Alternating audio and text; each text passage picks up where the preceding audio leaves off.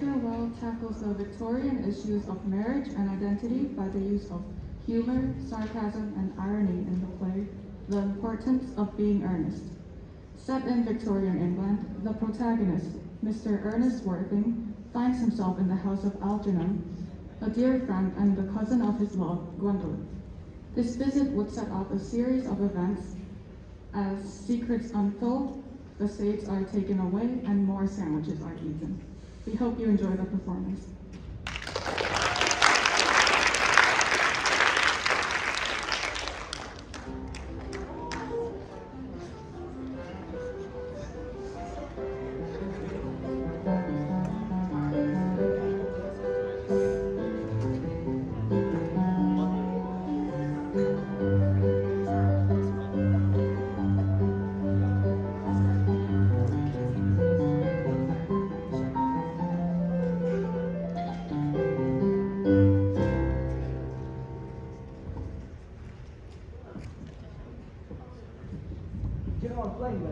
Did you know I was playing late?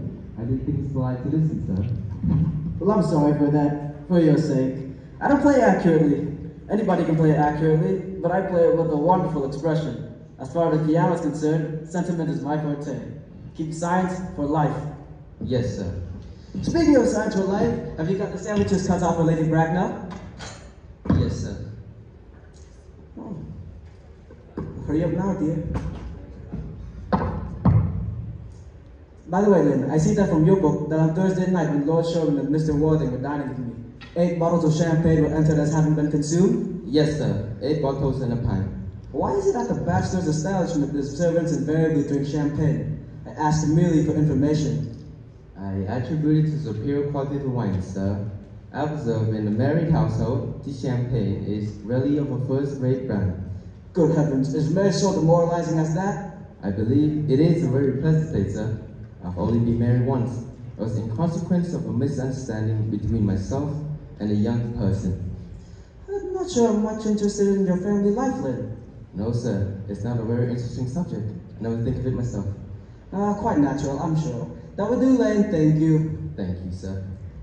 Well, Lane, your marriage seems somewhat lax. Really, if the lower orders don't set us a good example, what on earth are the uses of them? They seem as a class to have absolutely no sense of moral responsibility.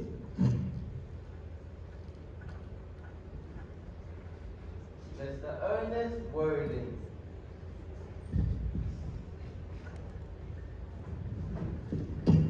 How are you, my dear Ernest? What brings you to town? Oh, pleasure.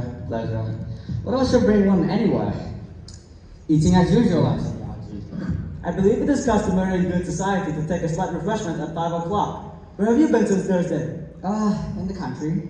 Well, what on earth do you do there? When one is in town, one amuses oneself. When one is in the country, one amuses one other people. It's excessively boring. And who are these people you amuse? Neighbors. Got nice neighbors in your part of Shropshire? Oh, perfectly horrid. Never speak to one of them. Oh, how immensely you must amuse them. Shropshire is your county, is it not? Yeah, yes, of course. Hello, why all these cups? Why cucumber sandwiches? Why such reckless extravagance in one so young? Who's coming to tea? Oh, really, Aunt Augusta?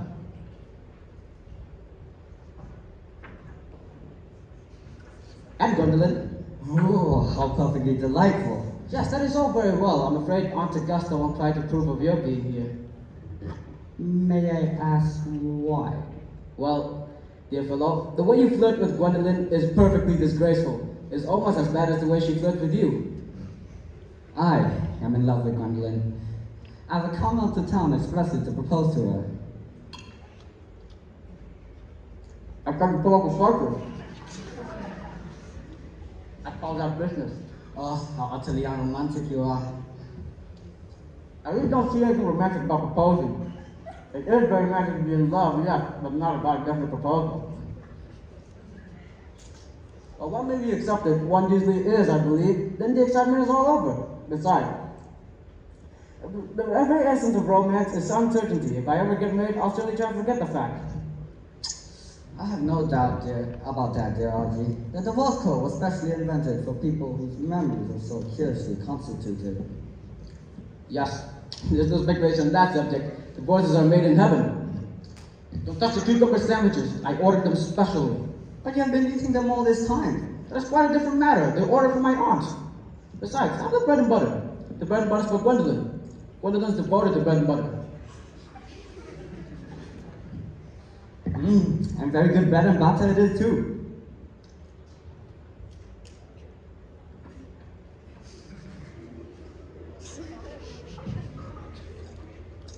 Well, you did not behave as if you're going to eat it all. You behave as if you're married to her already. You're not married to her already. I don't think you ever will be. Why on earth do you say that? Well, girls never marry the men they flirt with. They don't think it right. Oh, that is nonsense.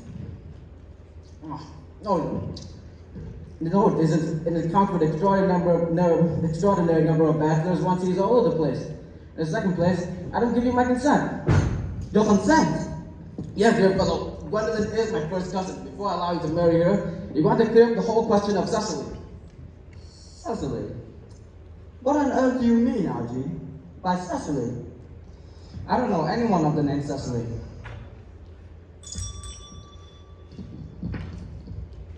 Bring me the cigarette case Mr. Warren left in the smoking room the last time he dined here. Yes, sir. You mean to say you have my cigarette case all this time? I wish to goodness you had let me know. I've been writing frantic letters to Scotland Yard about it. I was nearly offering a large reward. Well, I wish you would offer one. I happen to be more than usually hard up. There's no good offering a large reward now that the thing is found. That is rather mean of you, Ernest. That is rather mean of you, Ernest, I must say. However, now that I look on the inscription on the inside, I find that the thing isn't yours after all. Of course it's mine. You have seen me with it 100 times. And you have no right whatsoever to read what's written inside. It's very ungentlemanly to read a private cigarette case. It's absurd to have a hard and fast rule about what one should and what one shouldn't. More than half the modern culture depends on what one shouldn't read. I don't propose to discuss about modern culture. Isn't the sort of thing one should talk of in private. I simply want my cigarette case back. But this isn't your cigarette case. This cigarette case is present from someone with the name of Cecily. You said you didn't know anyone of that name. Well, if you want to know, Cecily happens to be my aunt. Your aunt? Don't be ridiculous. Charming old lady she is too. Lives in Tunbridge Wells. Just give it back to me, Algie. But why does your aunt call you... why does she call herself Little Cecily if she is your aunt and lives in Tunbridge Wells? What is there in that, my dear fellow? Some aunts are tall, some aunts are not tall. That is a matter that surely an aunt should decide for herself. Not every aunt should be exactly like your aunt. That is absurd. For heaven's sake, give it back to me. Then why does your aunt call you her uncle? Huh? From little Cecily with her fondest love to her dear Uncle Jack. Now there's no objection, I admit, to an aunt being a small aunt. But why an aunt no less should call her own nephew her uncle? Now that I can't quite make out. Besides, your name isn't Jack, it's Ernest. It isn't Ernest, it's Jack. You always told me it was Earnest. I've introduced you to everyone as Ernest. You look as if your name was Ernest. You answer to the name of Ernest. You're the most earnest-looking person I've ever met. It's quite upsetting to say your name isn't Ernest. It's quite ridiculous. It's even on your cards. Here's one of them. Mr. Ernest Worthing, before the Albany. Now I'll keep this as proof that your name is Ernest. You try to deny it to me, or to Gwendolyn, or to anyone else. Well, I'm Ernest in town and Jack in the country. And the cigarette case was given to me in the country. That does not account for why your dear Aunt Cecily calls you her uncle. Come on, old boy. You better have the whole thing out at once. That is nonsense. No, it isn't. What would it be to Besides, it says here that Jones. Look, it says Ernest Worthing. Just give it back to me, Algie. Produce my cigarette case. All right, here, and pray make it improbable.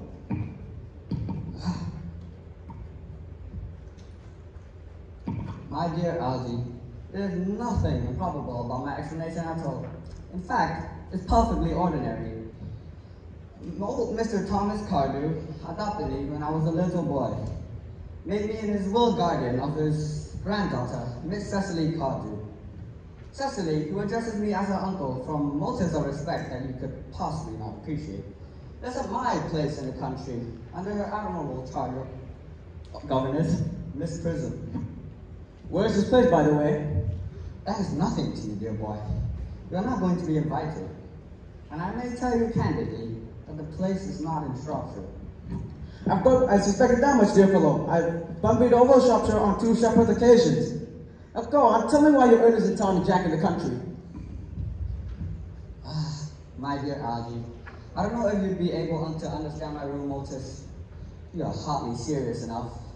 When one is placed in the position of guardian, one has to adopt a very high moral tone to all subjects. It's one's duty to do so. And as a high moral tone has to be said to conduce to either much health or one's happiness, to come up to town, I've always pretended to have a younger brother of the name Earnest, who lives in the Albany and gets into the most dreadful scrapes. That, my dear Algie, is the whole truth, pure and simple. The truth is rarely pure and never simple. Modern life would be very tedious for either. Modern literature a complete impossibility. That wouldn't be a bad thing at all. Literary criticism is not your forte, dear fellow. Don't try it. You should leave that to the people who haven't been at universities. They do it so well in the daily papers. What you really are is a bunbrist. What do you mean? Well, to come into town, you've always pretended to have the younger brother by the name of Earnest. So I have invented a very dreadful incident by the name of Bunbury, so that I may go down to town as often as I like. Bunbury is perfectly invaluable to me. If it wasn't for Bunbury's extraordinary bad health, I wouldn't be able to dine with you tonight at Willis's, for I've been merely engaged to Aunt Augusta for more than a week now. I haven't asked you to dine with me anywhere. I know. You're so reckless about sending out invitations. Nothing annoys people more than not receiving invitations. It's very childish of you. You have much better dine with your Aunt Augusta. Well, I haven't had the smallest intention of doing anything of the kind. For once, I dined there on Monday already. In the second place, every time I go there, I get treated as a member of the family. I either get sent down with no woman at all, or 2. In the third place, I know whom I'll be seated next to. Mary Farquhar, who always lived with her own husband across the dinner table. It's not very pleasant. Indeed, it's not even decent. That sort of thing is enormously on the increase nowadays. The amount of women who flirt with their own husband in London is perfectly scandalous. It looks so bad. It's quite disgraceful. And to be honest with you, I think it looks very unpleasant. It's quite simply washing one's own cleaner than in public. What you really are, you know. Besides, now that I know you to be a confirmed bunbrist, I actually want to talk to you about Bunbury. I want to tell you the rules. I'm not a bunbrist at all. If Gwendolyn accepts me, I'll kill my brother. Indeed, I think I'll kill him in any case. Cecily is a little too interested in him. It is rather a bore. And I strongly advise you to do so with with your invalid friend with that absurd name. Nothing can induce me to part ways with Bunbury. Besides, if you ever get married, which seems to be extremely problematic, you'll be happy to know Bunbury. A married man who doesn't know Bunbury has a very tedious time. Oh, that is nonsense. If I marry Gwendolyn, which she is the only girl I ever saw that I would marry, I wouldn't want to know Bunbury. Then your wife will. You don't seem to realize that in married life, 3 is company and 2 is none. That, my dear young friend, is a theory of the corrupt French government that has been propounding for the last 50 years. And the happy English home has proven in half their time. Oh, for heaven's sake, don't try to be cynical. It's perfectly easy to be cynical. It isn't easy to be anything nowadays, not that there's such beastly competition about. That must be Aunt Augusta. Only relatives or creditors ever ringing that Wagnerian manner. Now, if I get out of the way for 10 minutes so that you may have an opportunity to proposing to Gwendolyn, will you dine with me tonight at Willis's? I suppose so. Yes, you must be serious about it. I hate people who are not serious about their meals. It is so shallow of them.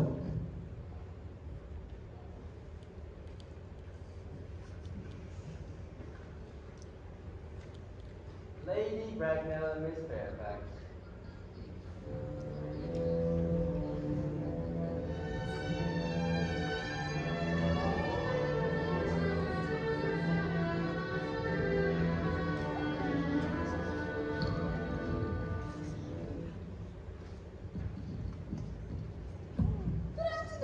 dear Algernon. I hope you're behaving very well. I'm feeling very well, Aunt Augusta. That is not quite the same thing. In fact, the two things rarely go together. Dear me, you look smart. I'm always smart, aren't I, Mr. Worthing? You're quite perfect, Miss Fairfax. Oh, I hope I'm not that. It would leave no room for developments, and I intend to develop in that direction. I'm sorry we're a little late, Algernon, but I obliged kind Lady Harbury. I hadn't been there since her poor husband's death. I never saw a woman so altered. She looks quite 20 years younger. And now I'll have a cup of tea and one of those nice cucumber sandwiches you promised me. Certainly.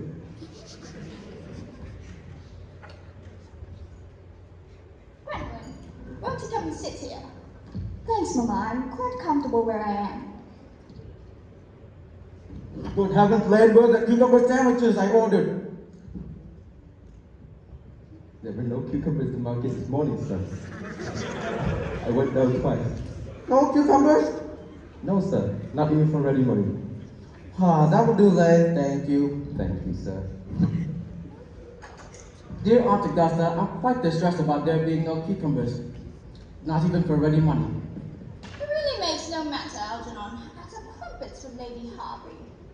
You seem to be living entirely for pleasure now. I heard her hair has turned like gold from grief. It certainly has changed colour, from what cause I, of course, cannot say. Oh. Thank you. I've quite a treat for you tonight, Algernon. I'm going to be sending you down to Mary Farquhar. She is such a nice woman and so attentive to her husband. It's delightful to watch them.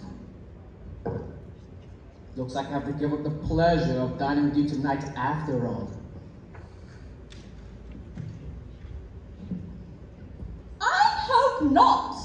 That will leave my table completely out, and your uncle will have to dine upstairs. Fortunately, he is accustomed to that. It's a great disappointment. I need to hardly say a great bore, but I've just received a telegram that I said my poor friend Bunbury is very ill again. That is very strange. This Mrs. Bunbury seems to be suffering from curiously bad health. Yes, poor Bunbury is a dreadful invalid. Well, I must say, Algernon, I think it is high time that Mr. Bunbury made up his mind to whether he was going to live or die. The shilly-shallying with the question is absurd. Nor do I in any way approve of modern sympathy within that. I consider it morbid. Illness of any kind is hardly a thing to be encouraged in others. Health is a primary duty of life. I've always been telling that to your poor uncle, but he never seems to take much notice.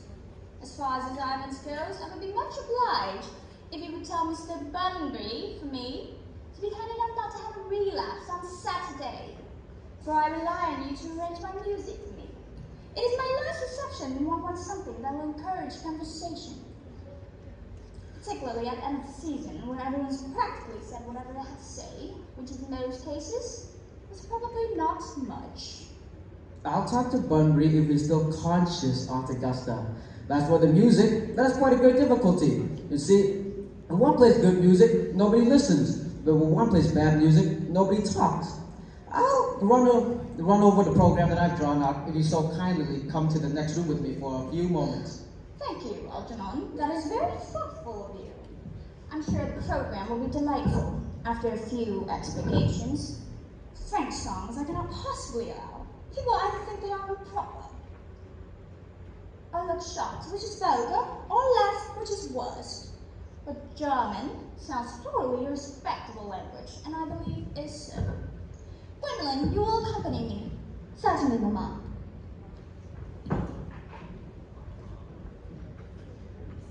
Coming day it has been, Miss Fairfax. Pray, don't talk to me about the weather, Mr. Worthing. Whenever someone talks to me about the weather, I always feel quite certain that they mean something else.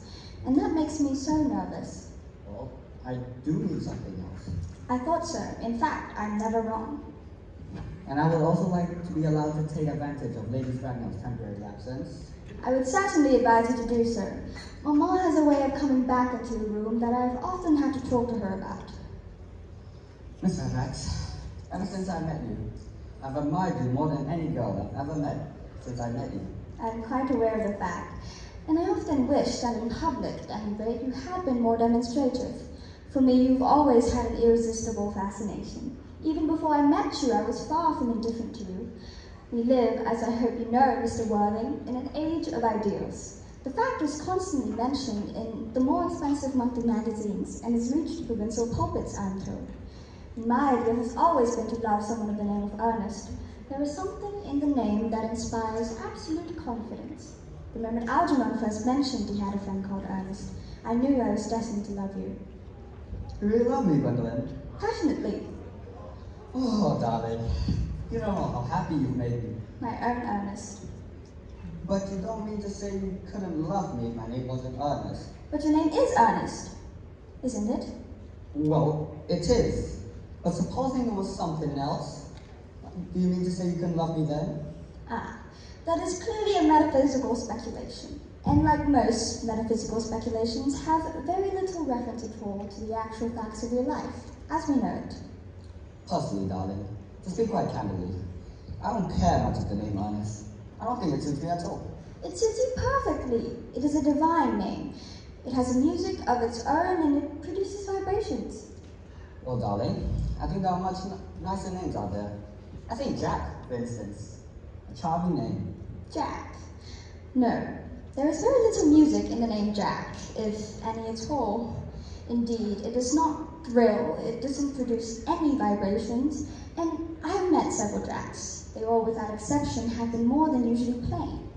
Besides, Jack is a notorious domesticity for John, and I pity any woman who is married to a man called John. She would probably never be allowed to know the intimacy pleasure of a single moment's solitude. The only real safe name is Earnest. Gwendolyn, I must get Christian at once. I mean, we should get married at once. Married? I'd be lost. Married, Mr. Worthing? Yes. You know that I love you. And you led me to believe, Miss Fairfax, that you are not absolutely indifferent to me. I adore you, but you haven't proposed to me yet. Nothing at all has been said about marriage. The subject hasn't been touched on. Well, may I propose to you now? I think it would be an admirable opportunity.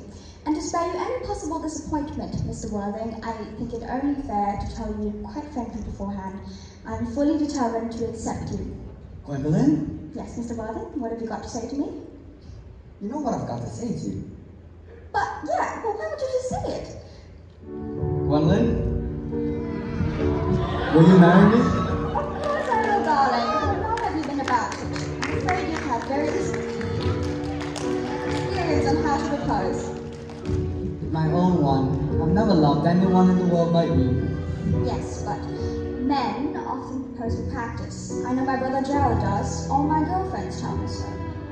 What wonderfully blue eyes you have, Earnest. They are quite blue. I hope you will always look at me just like that, especially when there are other people present.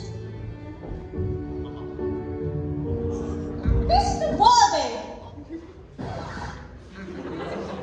Why, sir, this semi-recumbent posture is most indecorous. Mamma, I was begging to retire. This is no place for you. Besides, Mr. Worthing and I are not quite finished yet. Finished what, may I ask?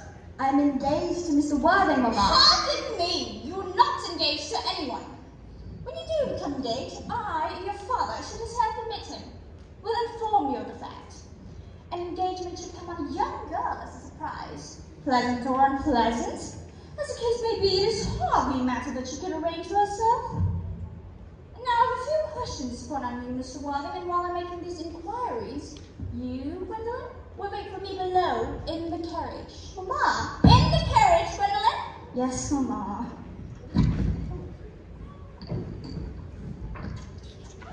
Gwendolyn, the carriage! You may take a seat, Mr. Worthing. Thank you, Lady Bracknell. I prefer standing. I feel bound to tell you that you're not down to my list of eligible young men, although I have the same list as dear Duchess of Bolton has. We were together, in fact. However, I'm quite ready to enter your name should you answer me what a very affectionate mother requires. Do you smoke? Well, yes, I must admit I smoke.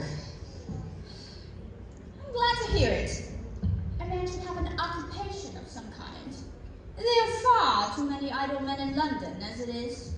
How old are you? 29? A very good age to be married at. I've always been of the opinion that a man who desires to get married should know everything or nothing. Which do you know?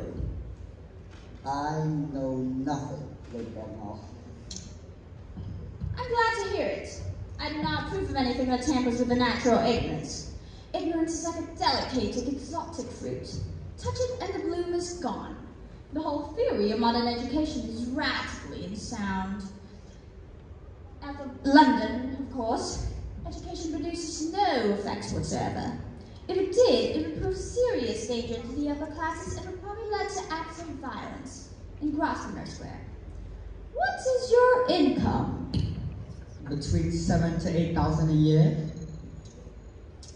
In land or in investments? In investments, chiefly. That is satisfactory. What between the duties of one during one's lifetime and the duties exact from one after one's death, land cease to either be a profit or pleasure.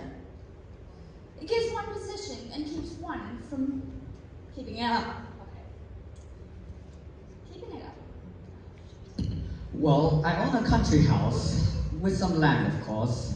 Attached to it 1,500 acres, I believe. But I don't depend on that for my real income. In fact, the poachers are the only one making anything out of it. A country house?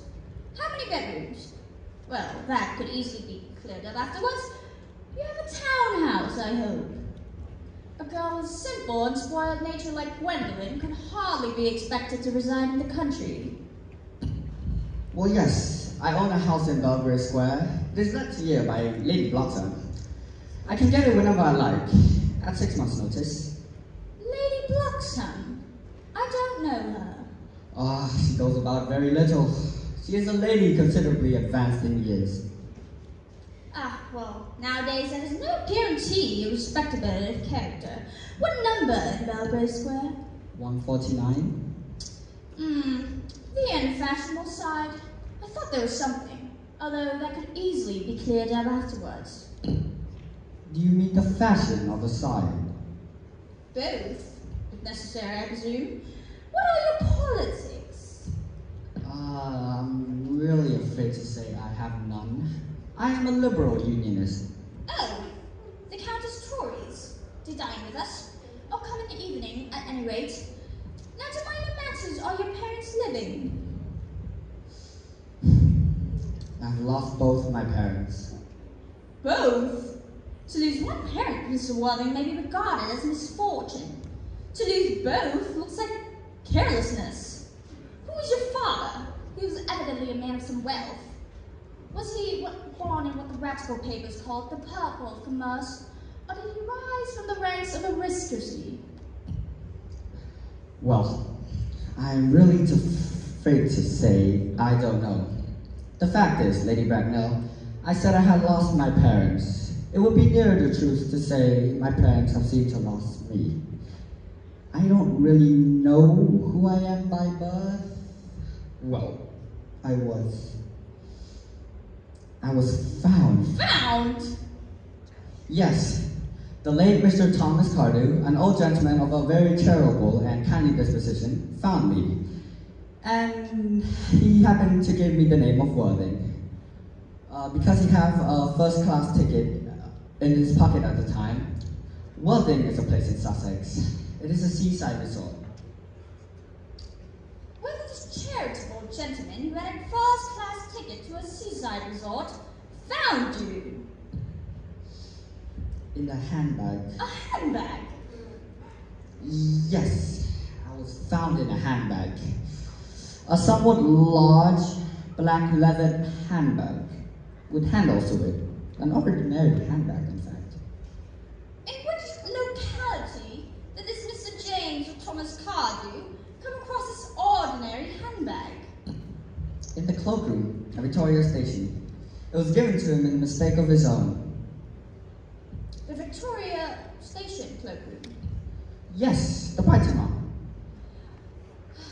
Well, the line is immaterial, Mr. Worthing. I confess I was somewhat bewildered by what you have told me.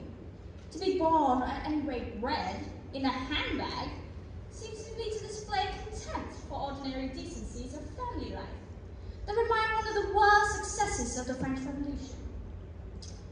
I'm sure you know what that movement led to. And as of the particular locality in which the handbag was found, a cloakroom in a railway station might serve to conceal a social indiscretion. Has probably indeed been used for that same purpose before now. But it can hardly be regarded as a sure basis for a recognized position in good society. May I ask you then what you would advise me to do? I need hardly say I would do anything in the world to ensure Gwendolyn's happiness. Well, I must advise you, Mr. Worthing, to try and acquire some relations as soon as possible. And try to put on definite effort to produce at any rate one parent of either sex before the season is quite over. I don't know how I could possibly manage to do that. I can produce you the handbag at any moment. It is in the dressing room at home. I think it will satisfy you, Lady Bracknell. Me? Sir, what has it to do with me? You can hardly imagine that I and Lord Bracknell would allow our only daughter, raised with the utmost care, to marry into a cloakroom and form an alliance with a parcel. Good morning, Mr. Worthing. Good morning.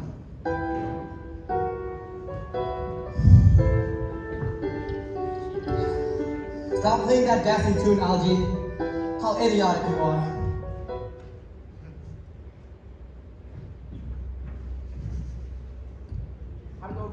How'd it go with Gwendolyn, dear old boy? You don't mean to say she refused you. I know the way she is. She is always refusing people. I think it is most ill-natured of her. Gwendolyn is as right as a trivet. As far as she is concerned, we are engaged. Her mother is perfectly unbearable. Never met such a gorgon. I don't really know what a gorgon is like, but I'm sure Lady Bracknell is one. In any case, she is a monster without being a myth. I beg your pardon, Algie. I suppose I shouldn't talk about your aunt the way I did before you. Oh, my dear boy, I love hearing my own relations abused. It is the only thing that makes me put up with them at all. Besides, relations are just a tedious pack of people who haven't had the remotest knowledge of how to live, nor the basic instinct on when to die. Oh, that's nonsense. It isn't. Well, I won't argue about the matter. You always seem to argue about things. Well, that were things we were originally made for.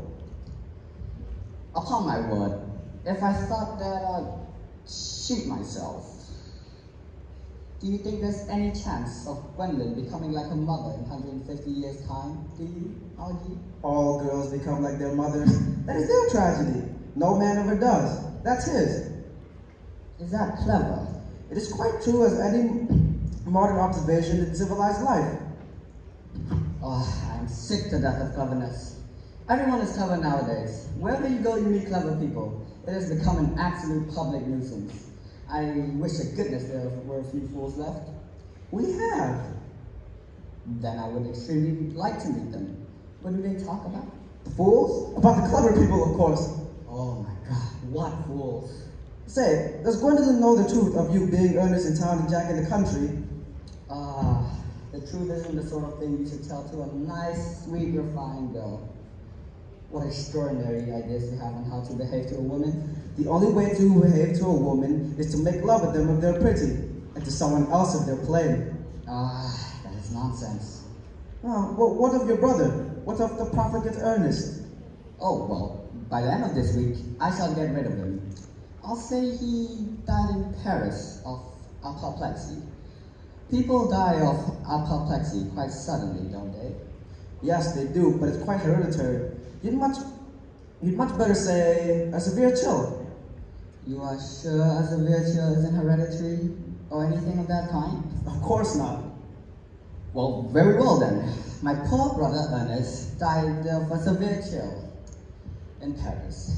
That shall get rid of him. Well, what about Miss Cecily Cardew?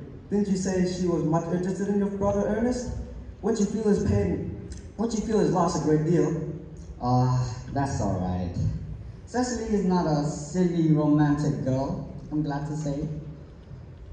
I'd very much like to meet this Cecily Cardew. Oh, I will take very good care, you never do. She's excessively pretty, and she's only 18.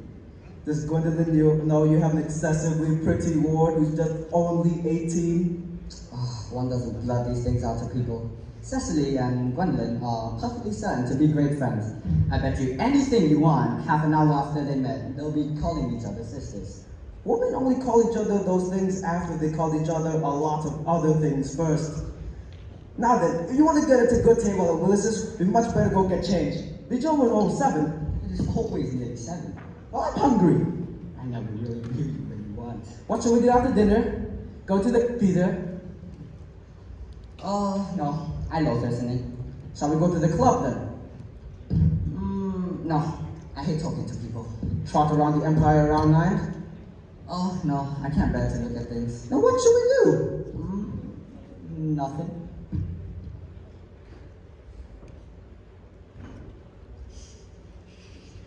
I've got to say, it's awfully hard work doing nothing. However, I really don't mind work where there's no definite object of any kind.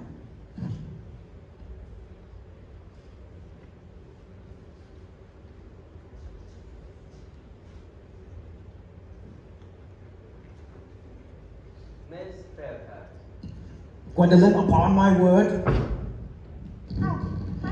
Turn your back. I have something very particular to say to Mr. Worthing. I'm afraid I can't allow this at all. Aldi, you've always adopted a strictly immoral attitude towards life. You know you aren't quite old enough to do so. How rude. Ernest, we may never be married. From the expression on Ma's face, I fear we never shall. Few parents nowadays pay any regard to what their children say to them. The old-fashioned respect for the young is fast dying out. Whatever influence I had over Mama, I lost at the age of 3. But, although she may prevent us from becoming man and wife, and I may marry someone else, and marry often, nothing that she can possibly do can alter my eternal devotion to you. Dear Gwendolyn.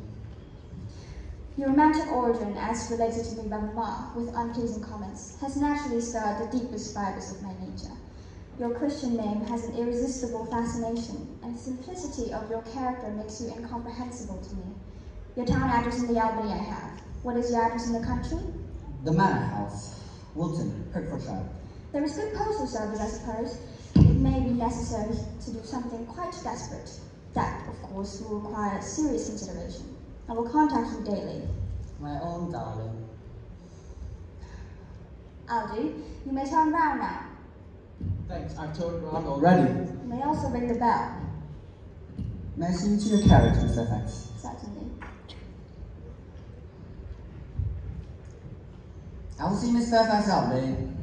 Yes, sir.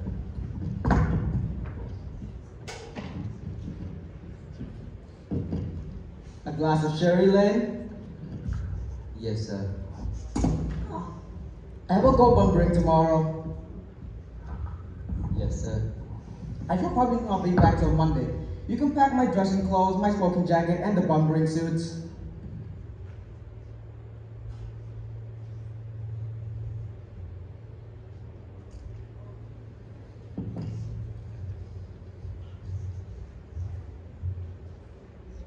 Thank you, Lynn.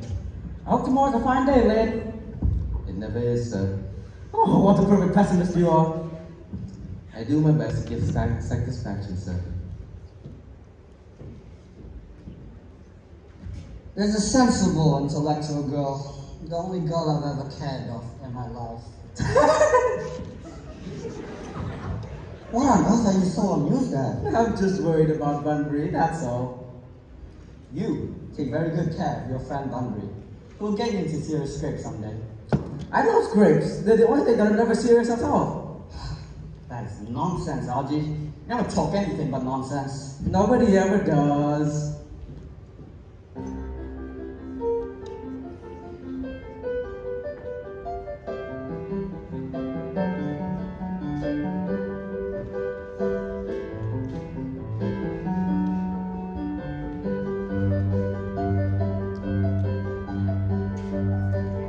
Ladies and gentlemen, grade 10, playing Importance of Being Earnest. I would like to call in the people who have been working, making this possible. The stage crew, headed by Pig Dye. Crew on stage, please. Crew, stage crew, set design on stage, please, and please take your bow. Not gonna sing. All right, our dearest stage crew, please give them a round of applause.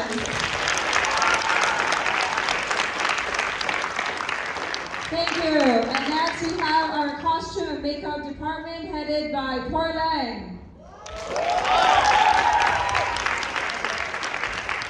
Portland, Miriam, Veronica. Take the center stage, please. And bow. All right, and we have our lights and sounds, Tosa and Jimmy with Mr. Chester up there. Take your bow, gentlemen. All right, in our cast, we have Lay, Jess. Take your bow.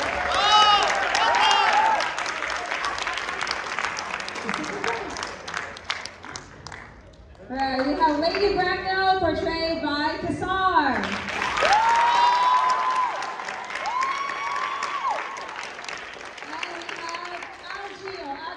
Played by Kalyan. We have your lovely Miss Fairfax, Gwendolyn, portrayed by Thunderfall. And our dearest Earnest, we have Pieces. Directed by Watani, Assistant Director, Normina. Once again, great times and choirs for being Earnest.